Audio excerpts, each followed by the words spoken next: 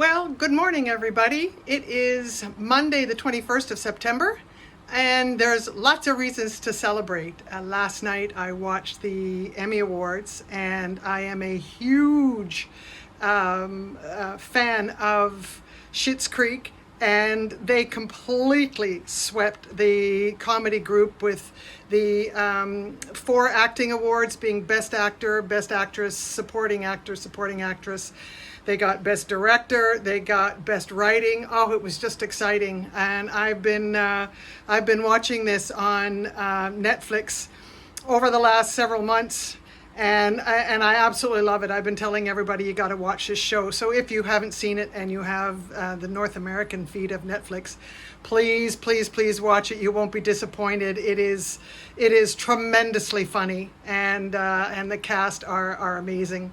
So that's the first thing I wanted to say. So congratulations to Schitt's Creek for completely blowing away everybody else last night at the Emmys. That was pretty exciting. Second thing I want to say is it's just a beautiful day, and if there's some background noises, I have peacocks in the area, and I have somebody who is working their blower in the yard next door. So if that interferes, I hope the audio doesn't get ruined. And I'm going to open my kiln, so I'm just going to get started into it, and I hope you enjoy it.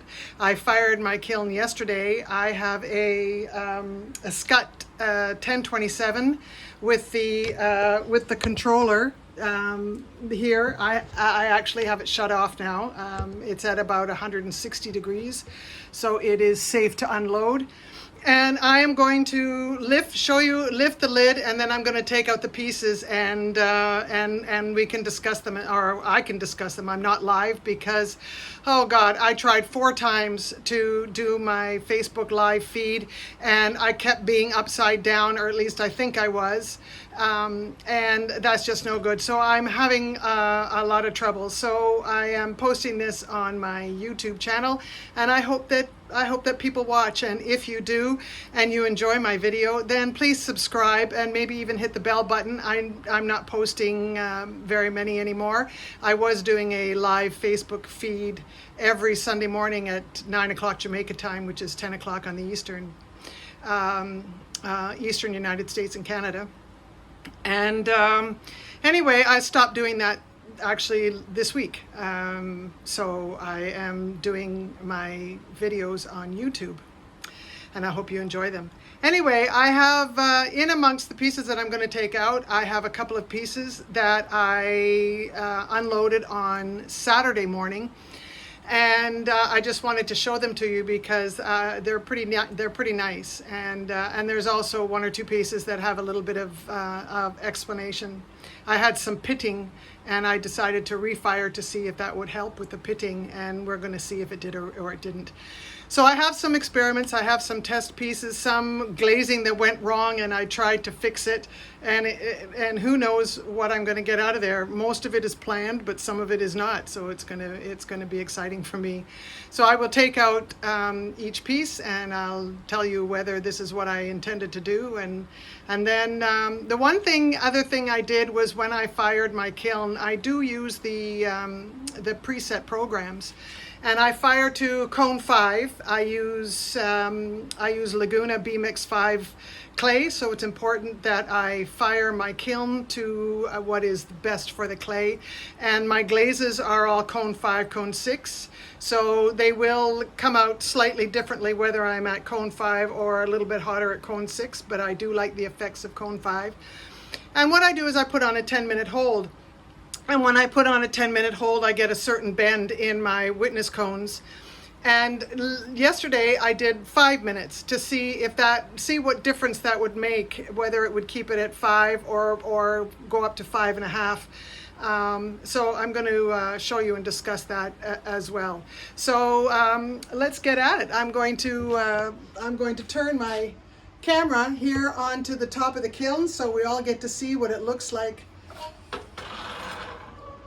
And here are the pieces. Kind of boring that they're all white, but anyway, these are them, and I'm going to take them out one by one and show them to you.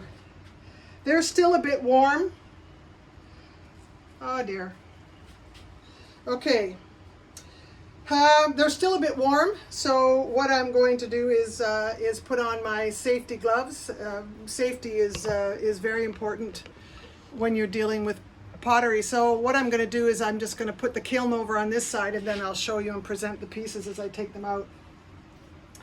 So this is a utility crock that I did, and this is in Opulence Glaze. It's in eggshell, and I did some black slip dots on the outside, and I did that when it was between leather hard and bone dry, and so the slip would stick really, really well, and then it also could shrink a little bit as the piece continued to dry.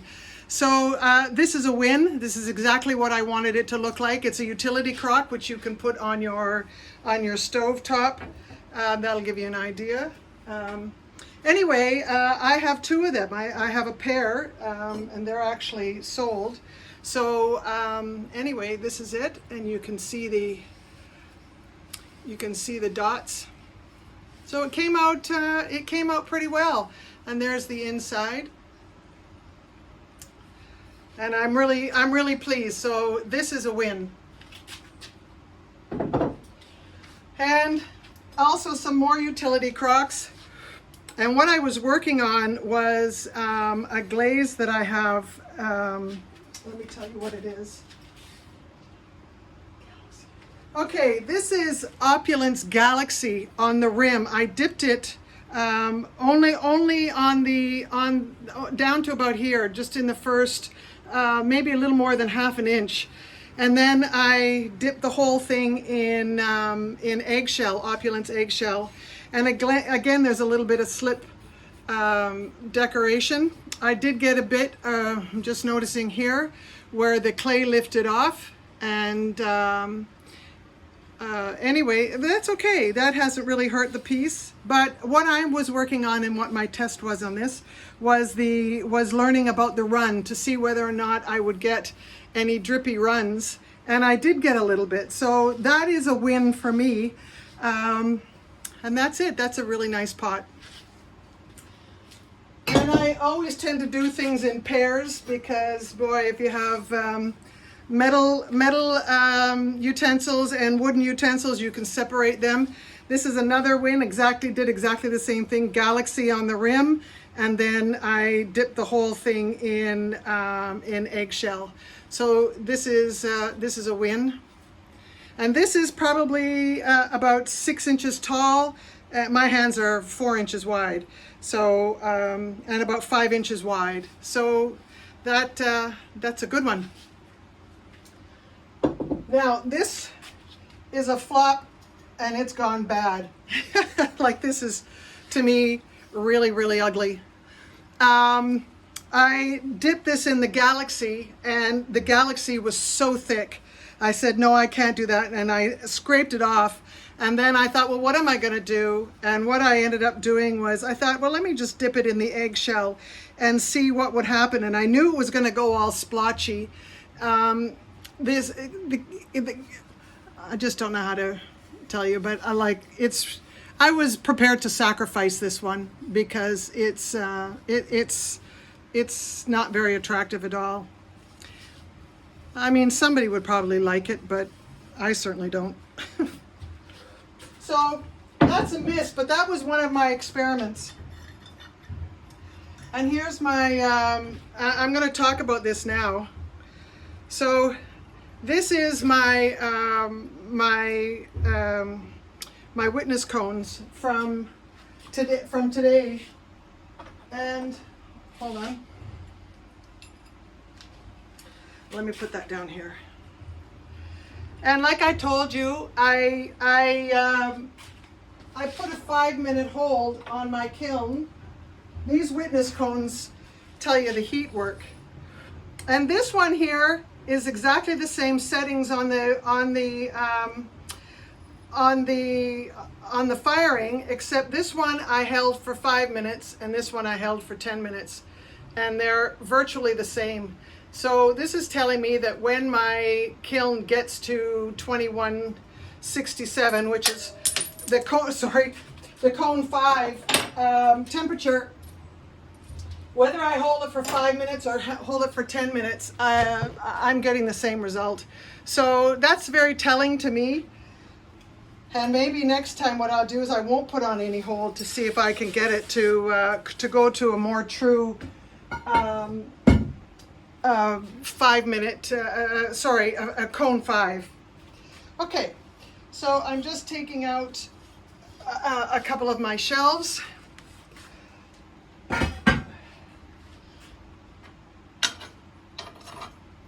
And these are just saucers that I have for, oh, let me put this back down. You're not going to be able to see too much more.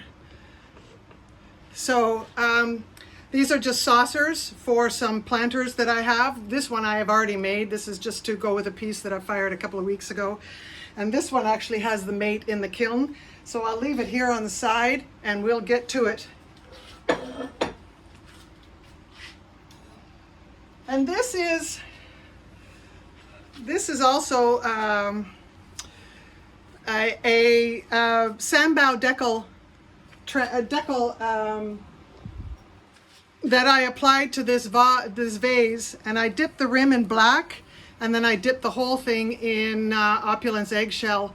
And I did keep one piece. I cut out one of the flowers in the red decal, and I put in a black one just to make it a little bit interesting. So the eggshell makes the decal transfer very opaque, but it didn't run, which I'm really glad about. The decal transfer, the design in it held and stayed in put, which is important for me. But you can see it's very cloudy, but that's okay too. And then that's just the rim. I got a little bit of drip on the rim. So I'm happy with that. That's what I aimed for.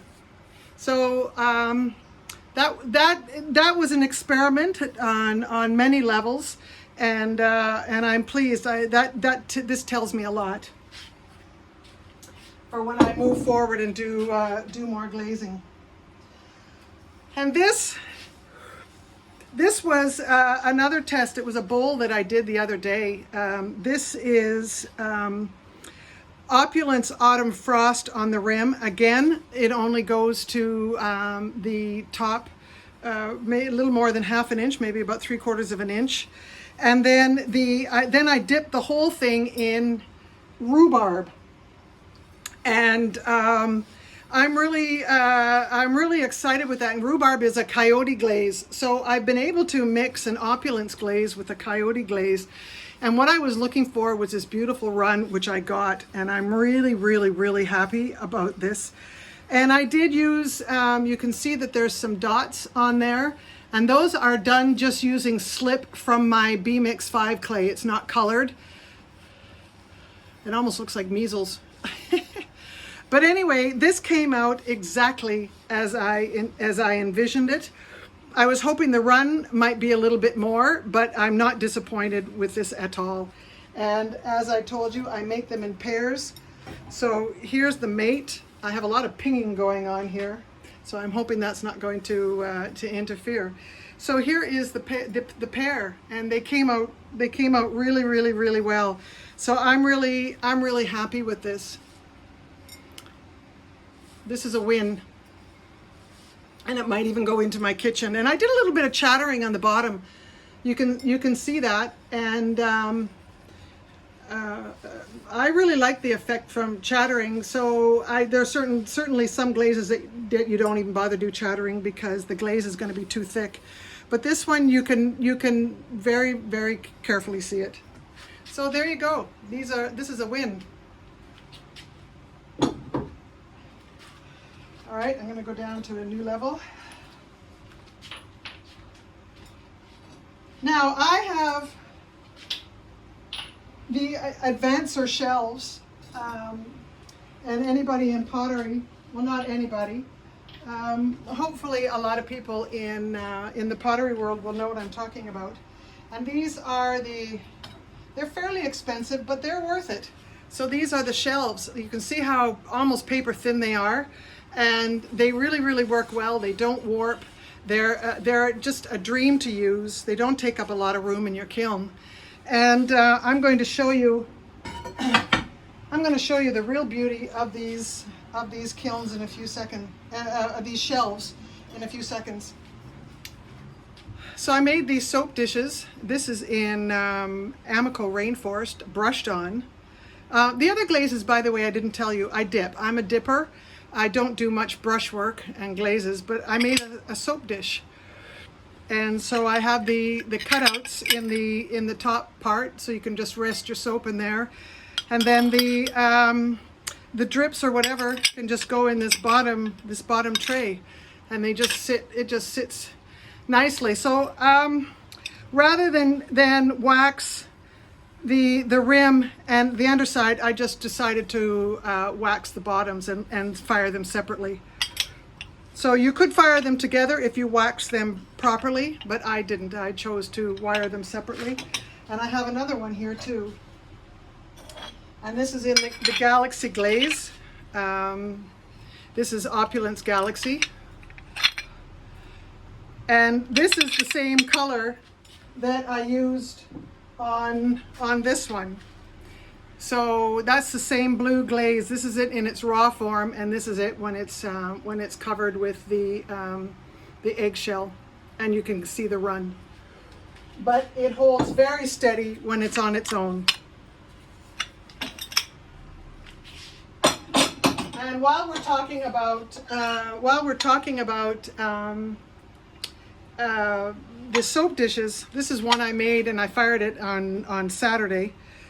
And anyway, I did it with the Sambao decals, with their snowflake design, and then I put it on the outside of the base. So that's really cute, and I really like that. That's just a big win, and I covered it with a clear glaze, with Opulence Clear. That's a win.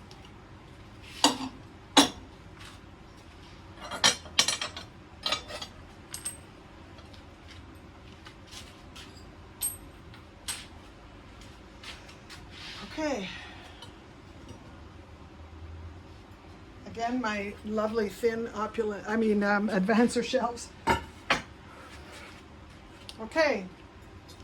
Now, one of the things that a lot of people know me for are these leaf bowls, these cutout bowls, and I decided to do it with the same Autumn Frost, Opulence Autumn Frost on the rim and rhubarb, and it turned out really, really nicely. You can see the dripping. This turned out exactly as I hoped it would. I did get some dripping as the clay moved down amongst the cutout. So that is absolutely a win. And I do know somebody who's going to be excited to see that piece. All right. Well, very interesting. All right. So I made these. These are what they call dip chillers that I made from Jessica did a class. Jessica Putnam Phillips from Clayshare did a class on these, and I decided to make one, and I did the Autumn Frost on the rim, and I dipped the whole thing in turquoise, in Opulence turquoise, and I had a lot of pitting on here, so I decided to refire it, and the pitting has completely gone away. So for anybody who wants to know that if you have pitting that you didn't intend on having, refire it. It seems to work. And so now these two pieces go together really nicely, and there you have your dip chiller.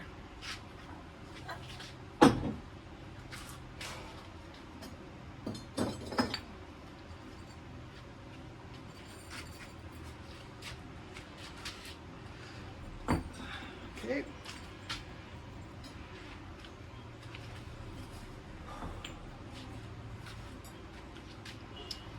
So on the